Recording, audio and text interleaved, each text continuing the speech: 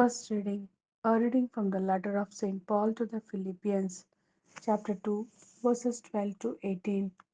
So, my dear friends, you have always been obedient. Your obedience must not be limited to times when I am pregnant. Now that I am absent, it must be more in evidence.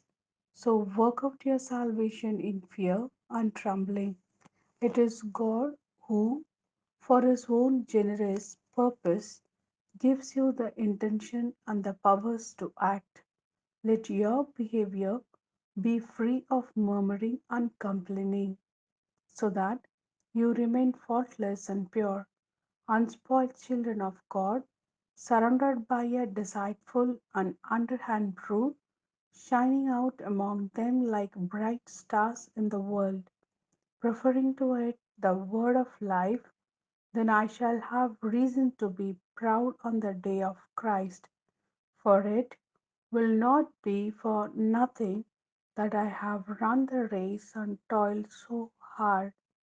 Indeed, even if my blood has to be poured as a libation over your sacrifice and the offering of your faith, then I shall be glad and join in your rejoicing.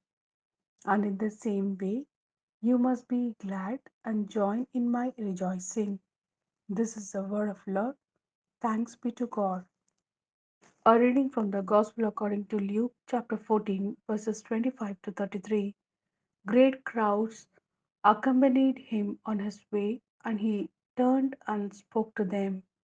Anyone who comes to me without hating father, mother, wife, children, brothers, sisters, yes, and his own life too, cannot be my disciple.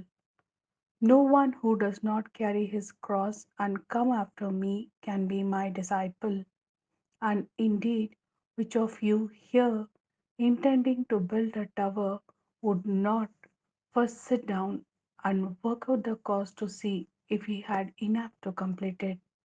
Otherwise, if he laid the foundation and then found himself unable to finish the work, anyone who saw it would start making fun of him and saying, here is someone who started to build and was unable to finish.